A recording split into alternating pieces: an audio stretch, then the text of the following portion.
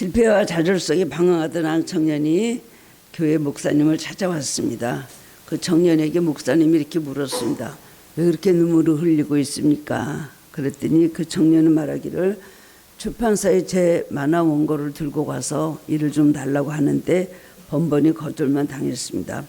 저는 이제 갈 곳도 없고 더 이상 가망이 없습니다. 이 말을 듣고 난 그 목사님은 그 청년을 증인이 여겼습니다.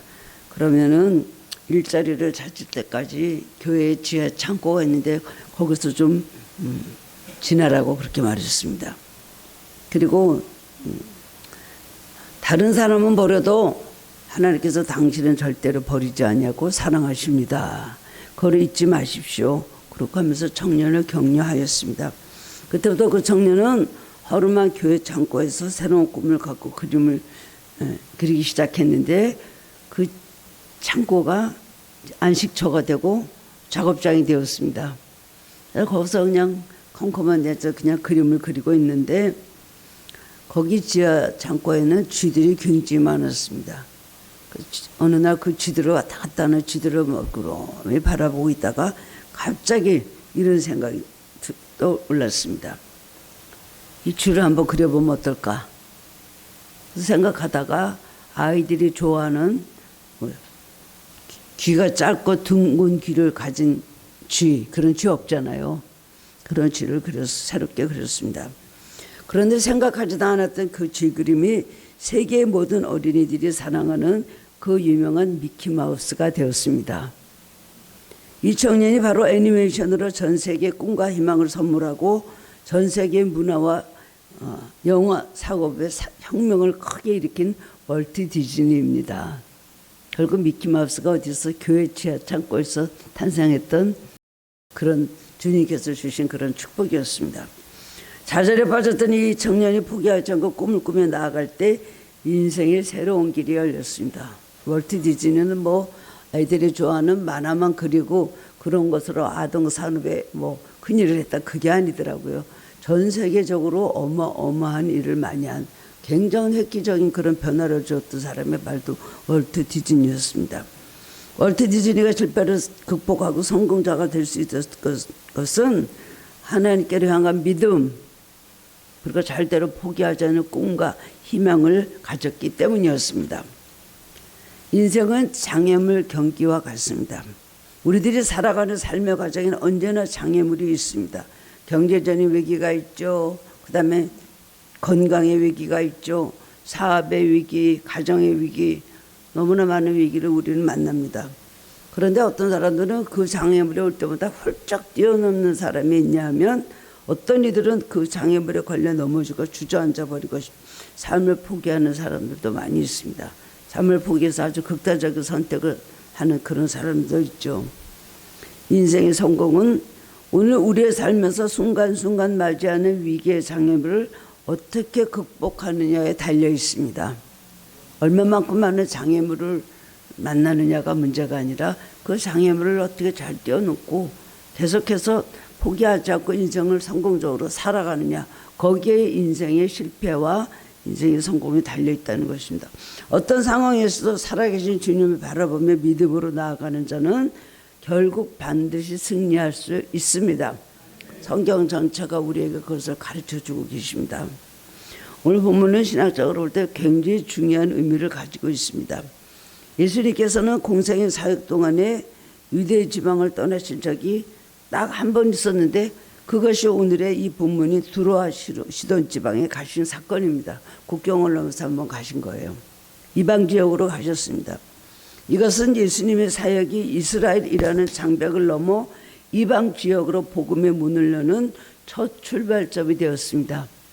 예수님으로도 가시고 그곳에 가서도 이런 역사를 이루어주셨구나 생각하면서 하나님의 복음은 선민에게만 국한된 것이 아니라 이방인에게도 주님 말씀하시는 땅끝까지 복음의 문이 열려 있다는 것을 말씀해 주는 것이 되는 것입니다.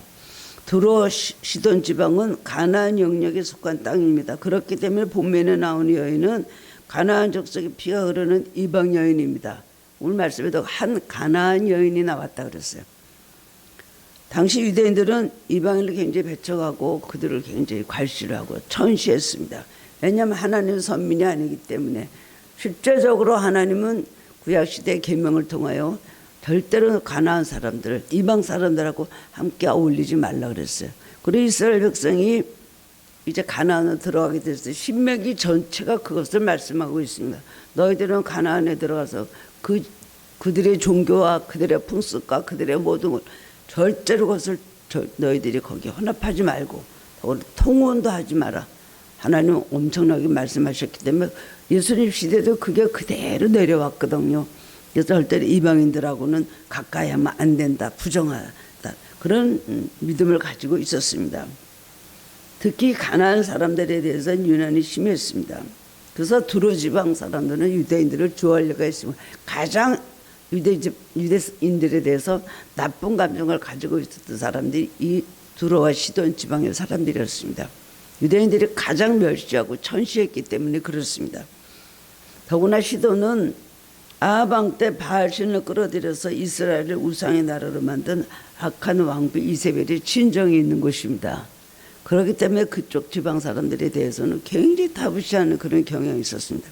이런 심각한 장애물이 놓여있는 상황에서 한 여인이 예수님께 나와서 소리를 질렀다 그랬습니다. 주 다윗의 자손이여 나를 불쌍히 여기소서. 내 딸의 흉악한 귀신이 들렸나이다. 한창 예쁘게 자라날 딸이 심각한 귀신이 들려서 고통당하고 있으니 얼마나 괴롭고 안타까운 상황이었겠습니까? 가나안 여인도 마찬가지입니다. 엄마의 마음은 다 똑같죠. 그런데 이 여인은 주님을 만나 딸이 고침받는 과정 속에서 쉽지가 않습니다. 오늘 말씀을 계속 보면 얼마나 여러 가지 많은 장애물들을 만났는지 모릅니다. 그러나 이 여인은 포기하지 않습니다. 끝까지 끈질기게 주님께 매달려서 간청을 합니다. 그 결과 이 여인은 놀라운 칭찬과 함께 딸의 고침을 받은 축복을 받았다는 것이 오늘 본문의 말씀입니다. 여자여 내 믿음이 크도다 내 소원대로 되리라. 이런 놀라운 극찬의 칭찬을 예수님께 받았어요. 28절 말씀입니다. 아멘이죠. 어떻게 하면 이 가나안 여인은 장애물을 극복하고 최고의 칭찬과 축복을 받고 딸의 고침받는 응답을 받았을까요? 이거는 남의 얘기가 아닙니다. 2000년 전의 얘기가 아닙니다. 오늘도 이 말씀 붙잡고 기도하면 우리는 이런 기적이 일어나는 걸 믿으시기 바랍니다. 오늘 본문의 말씀을 통해 깨달음을 얻고 함께 은혜를 나누기를 원합니다. 이 여인에게는 어떤 장애물이 있었습니까? 첫 번째로는 침묵의 장애물입니다. 언제나 예수님이 발길이 머무는 곳에는 기적이 일어났습니다.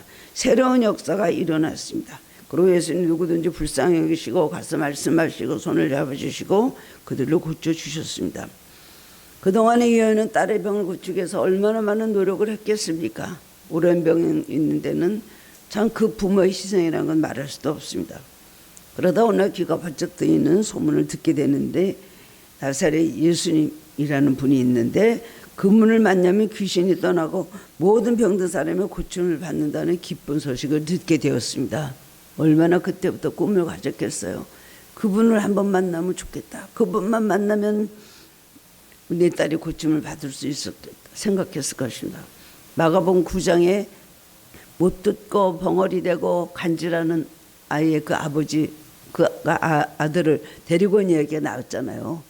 예수님께만 가면 고침을 받을 수 있다. 와서 제자들에게 고쳐달라 그랬는데 제자들은 고치지 못하고 있다가 변화산에서 기도하고 내려오신 주님이 그 아버지의 아들 간질하는 그 아이의 병을 고쳐주셨습니다. 얼마나 많은 고통을 부모가 당합니까?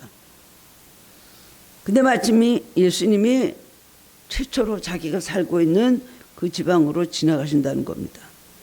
근데 예수님이 가시는 곳마다 너무나 많은 사람들이 인산인해로 몰려다니기 때문에 만날 수가 없습니다. 더구나 나약한 몸으로 귀신 들린 달을 때리고 그리고 예수님께 온다는 것은 얼마나 불가능한 일입니까?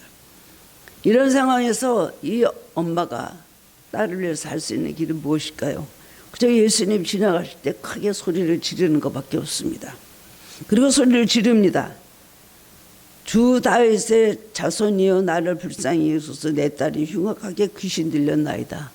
아주 그냥 자기의 믿음을 고백하고 짤막하게 자기의 소원을 그렇게 아뢰입니다. 소리만 질른다는 거예요. 여기서 소리 질렀다는 것은 반복적으로 크게 소리를 질렀다는 뜻이라고 합니다.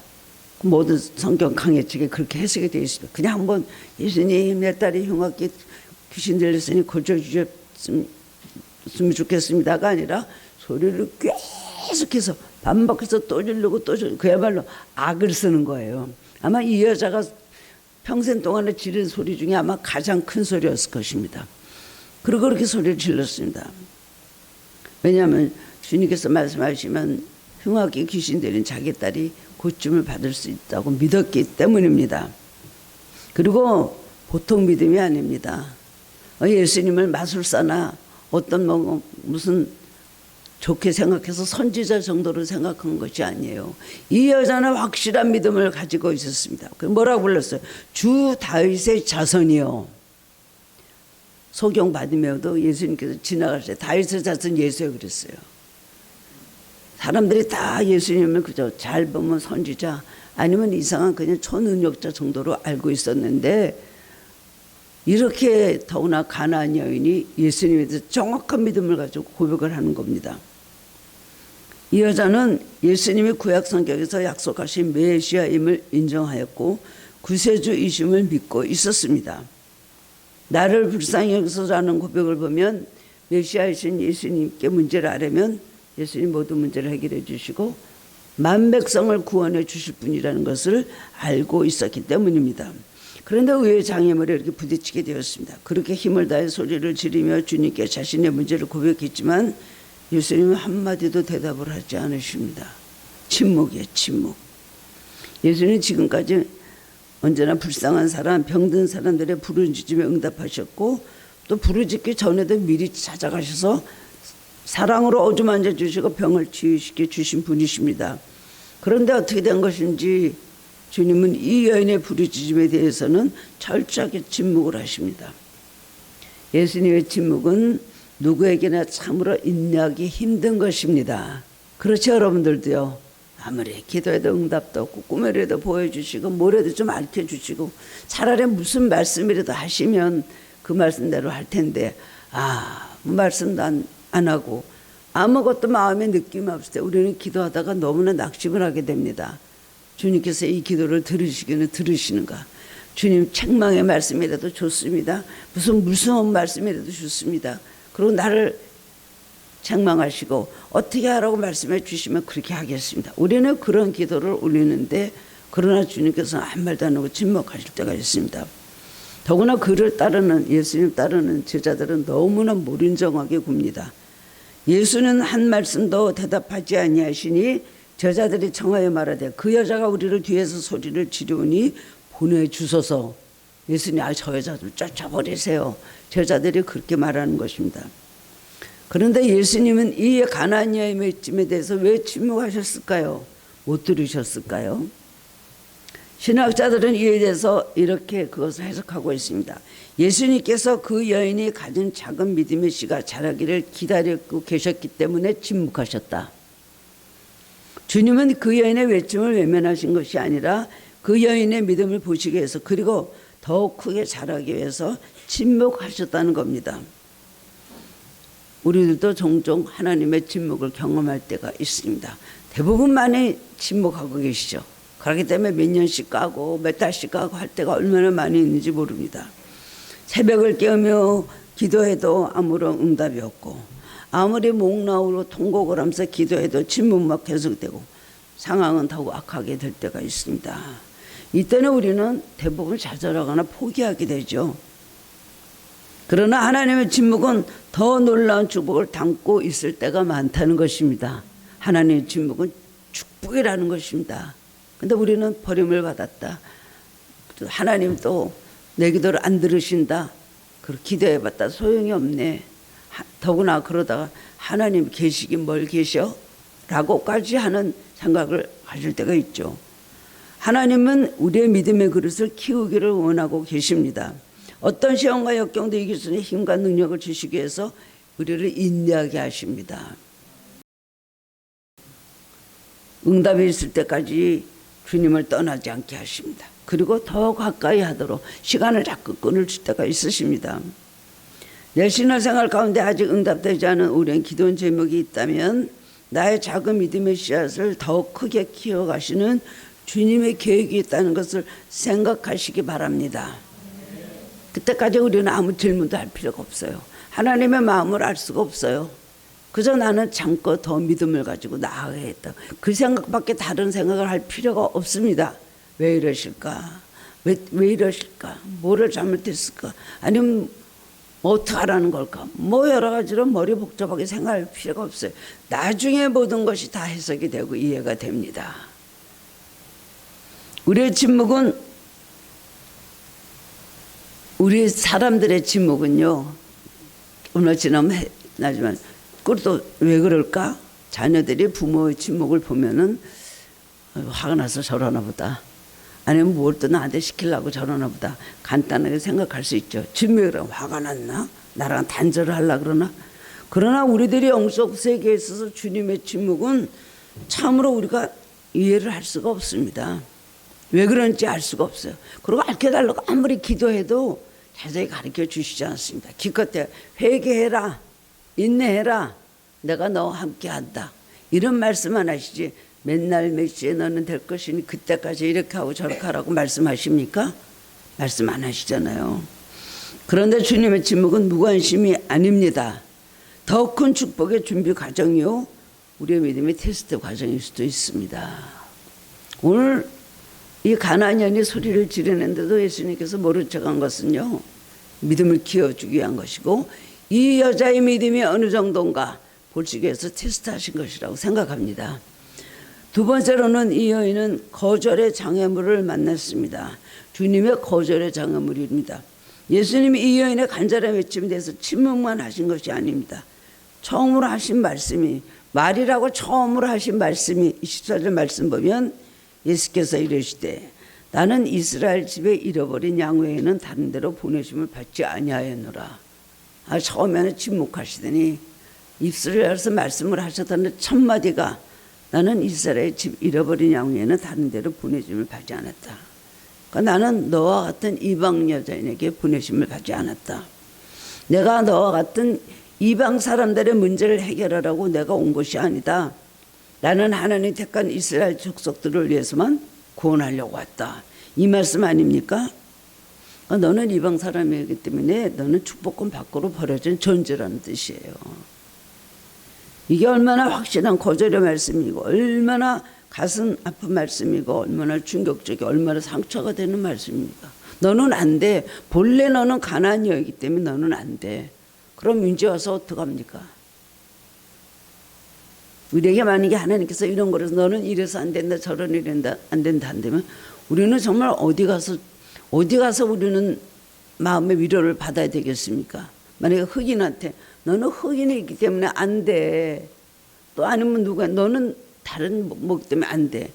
너희 조상들이 옛날 보면 많은 죄를 지고 너희들은 저주를 받은 백성이야. 이렇게 그것을 판단을 하신다면은 그 사람은 얼마나 버려진 불쌍한 존재입니까?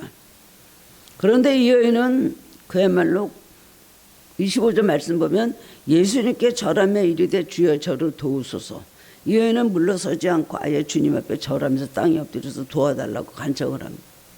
나는 이스라엘의 집에 잃어버린 양 외에는 너와 같은 이방인에게는 보내심을 받지 않았다. 그런데 오히려 그 말씀을 듣고 더 가까이 와서 땅에 엎드려서 절을 했다는 거예요. 그것은 도와달라고 하면서 밀어내면 밀어낼수록 주님 앞에 더 가까이 와서 애원을 했다는 것입니다. 아랑곳하지 않는다는 말이죠. 막무가내란 말이 있죠. 이 발언은 그런 뜻이에요. 제자들의 냉대도 예수님의 침묵도 예수님의 거절도 이 여인은 절대 문제가 되지 않았습니다. 우리도 이 같은 상황에서 물러서지 않고 전진하는 불태진의 믿음과 기도가 필요합니다. 많은 사람들이 이거를 알고 싶어해요. 하나님 뜻이 먼저인가요? 우리의 믿음이 먼저인가요? 우리의 모든 삶의 운명이 먼저인가요? 우리들의 신념이 먼저인가요? 이걸 알고 싶어하는 사람들이 많이 있죠. 저는 두 가지 다라고 생각을 합니다.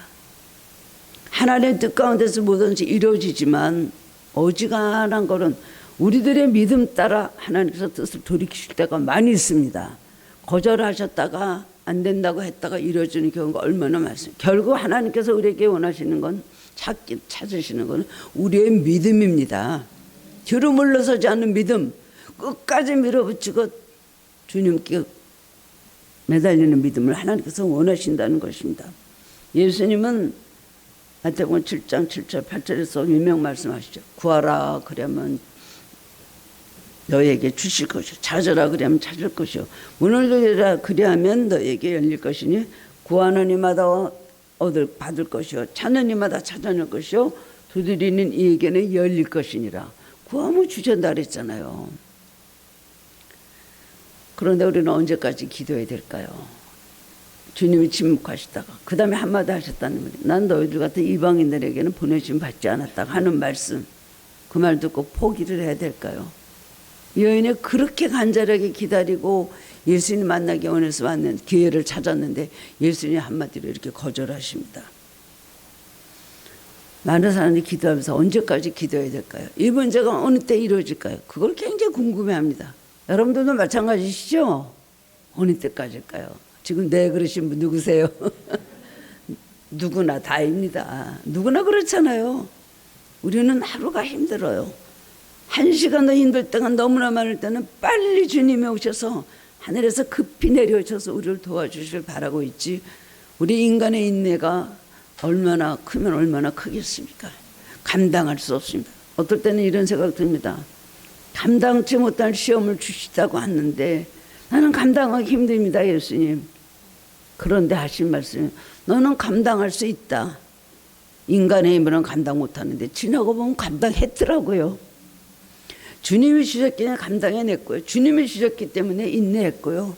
그리고 어떻게 생각하지도 못할 인내가 나오면서 결국은 승리했다는 일들을 우리는 너무나 많이 체험을 합니다.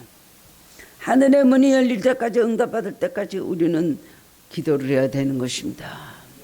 그리고 어떻게 그때까지 기도해요? 못합니다. 하지만 그 힘을 주십니다. 주님, 우리가 승리하기를 원하시지 패배하기를 원하시지 않습니다.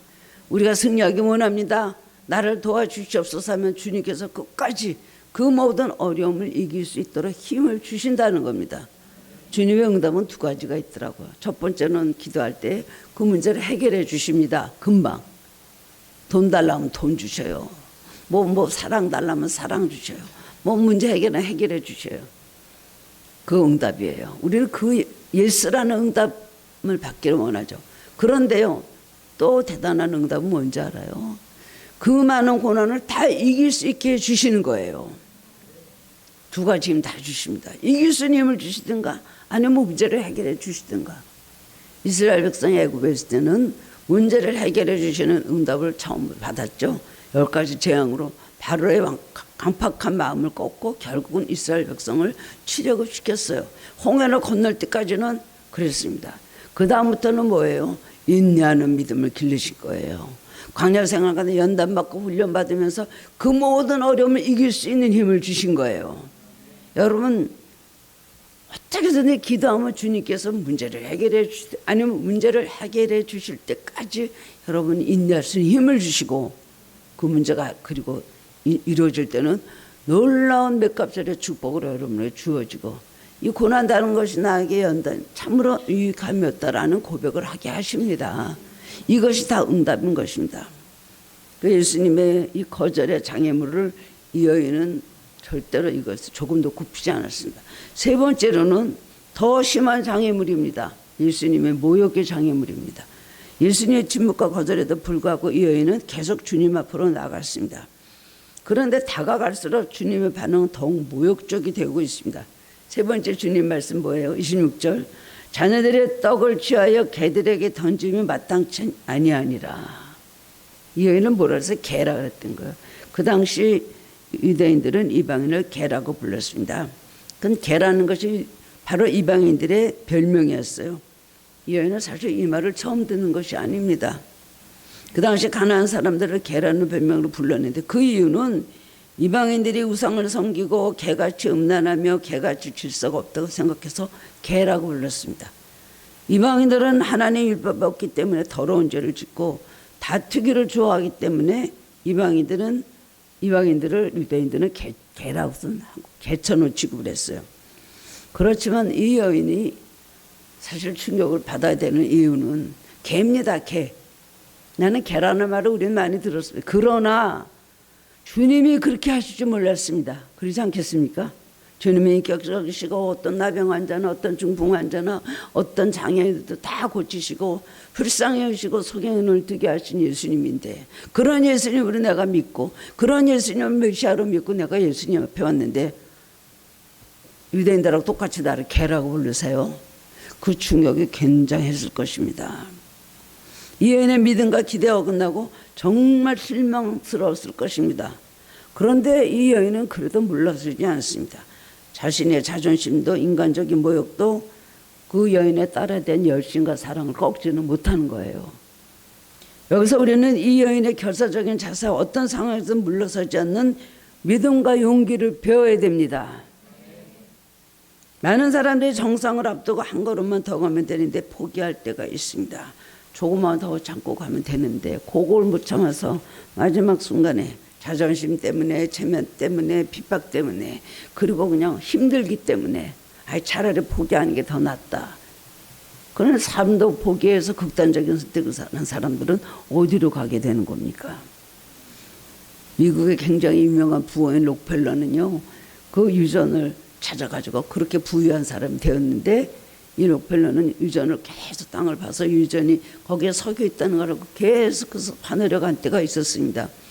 그랬는데 돈은 다 없어져서 파산을 하게 되고, 그 다음에 아무리 파도 않고 이제는 다 이제 망해서 이제는 자살하는 길밖에 없다, 그렇게 생각을 하고 있을 때가 있었습니다. 이제 자살해야 되겠다. 그런데 조금만 누가 더 파보자고 그 말을 듣고 봤더니 30cm를 더 파니까 석유가 나오기 시작했다는 거예요. 그 지점을 넘어오면 되는데 우리는 중단해 버립니다. 지금 어떤 상황이라도 괜찮습니다. 나를 버리고 내가 낮아지고 더 그래도 주님 앞으로 나가면 축복의 문이 열리는 것입니다. 중요한 것은 내가 얼마나 주님께 향한 믿음을 가지고 나아가냐 중요한 것이지, 주님이 우리 앞에 오시기도 하지만 우리가 주님 앞에 나아가는 이것이 아주 중요합니다. 주님은 오라 오라 오라, 우리에게 오라고 우리에게 자꾸 말씀하시거든요. 여러분, 기도 응답 받는다는 거 그렇게 쉽게 생각하면 안 됩니다.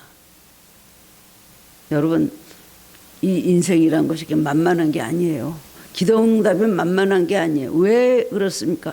왜 기도를 하는데 빨리 안 이루어지고 왜 우리는 기도를 해야만 됩니까? 하나님께서 귀한 손으로 만드시고 우리를 하나님의 자녀로 최고의 걸작품이 우리가 왜 이렇게 세상에 살면서 고통을 당하고 이렇게 기도로 마귀와 싸우고 이래야 됩니까?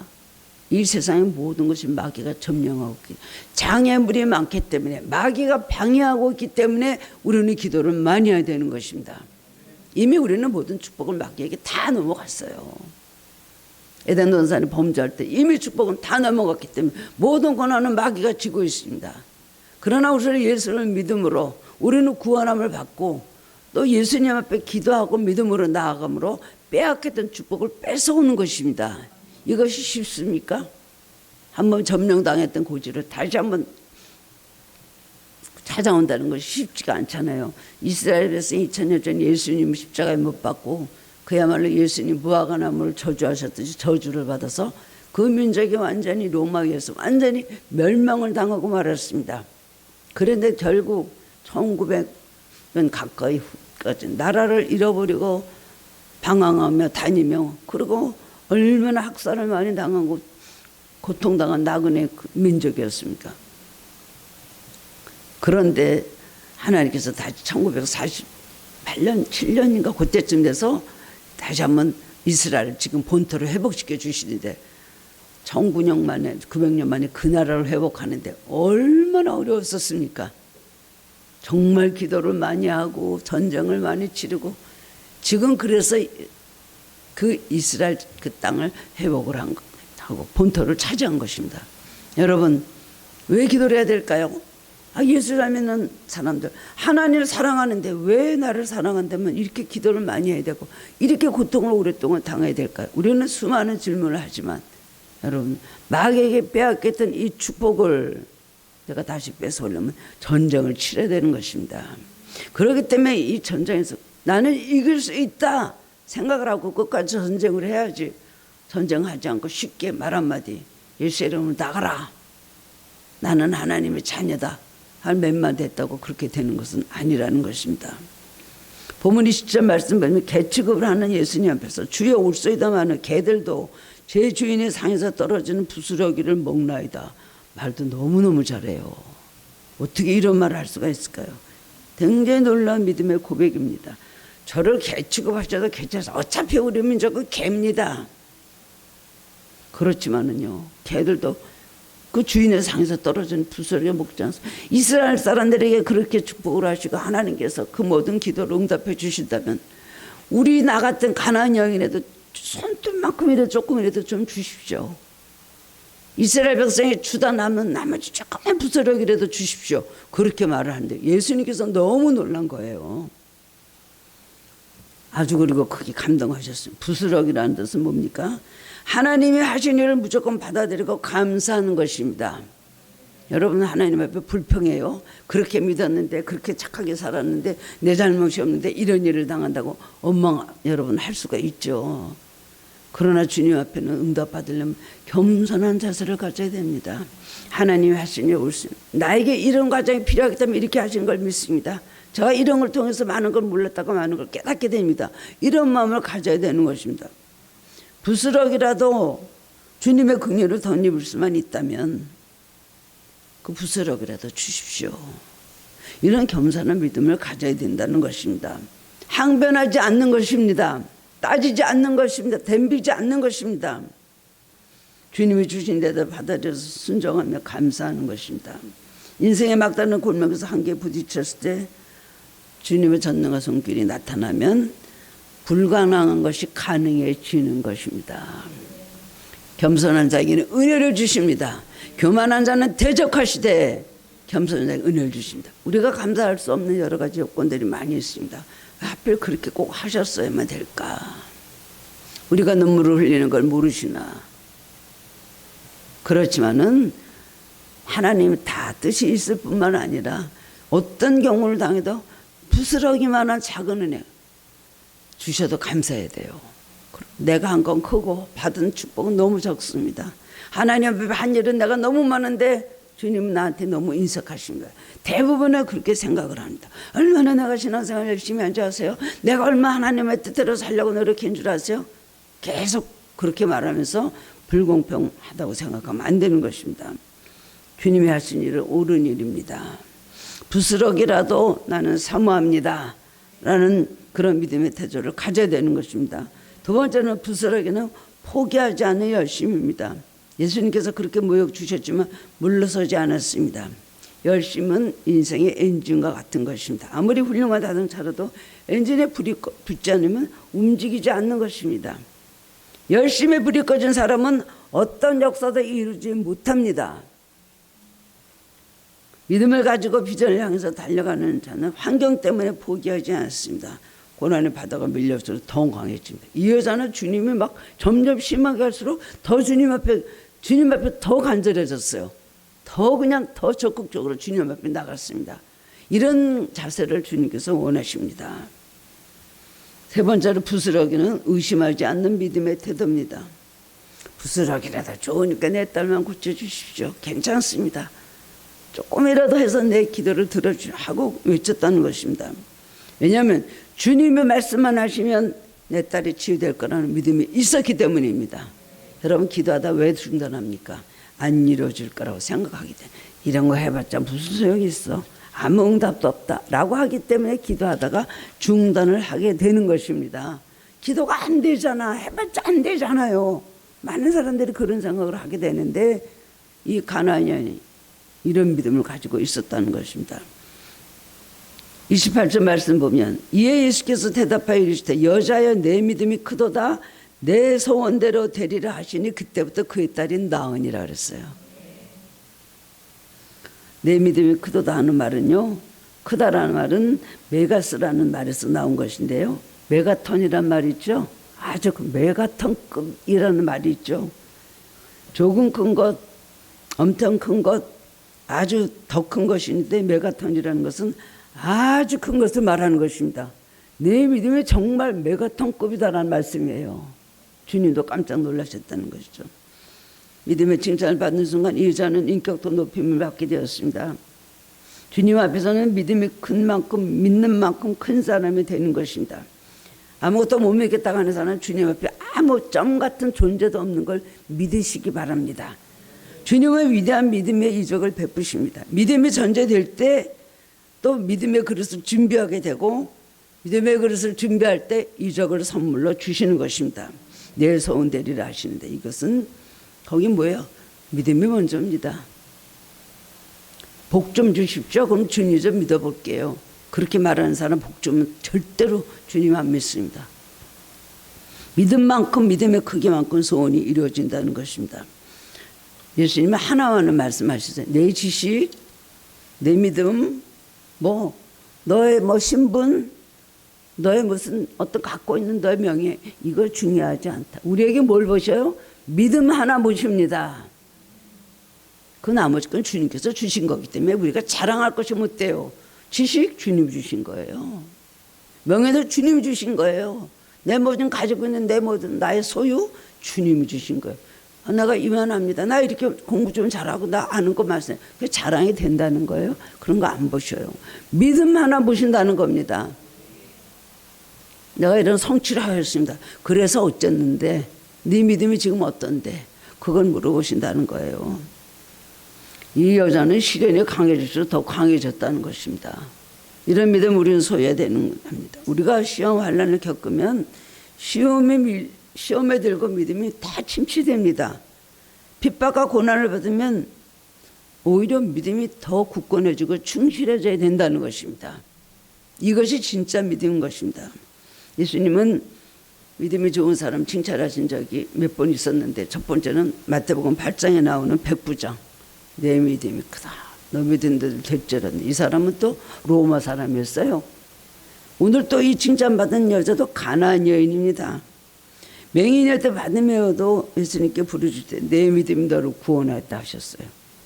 그리고 7 귀신이 나간 막달라 마리아도 예수님의 부활의 첫 증인이 된 것입니다. 뭘 봐요? 믿음을 보신다는 겁니다.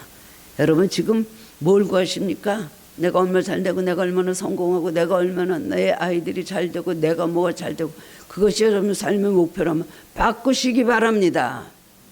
그런 거 좀 잘 된다고 좋아하고 주님 잘 믿다가 그것이 어려워지다가 주님께 대한 사랑이 다 잊어버리고 믿음이 다 없어져 버리면 안 된다는 것입니다.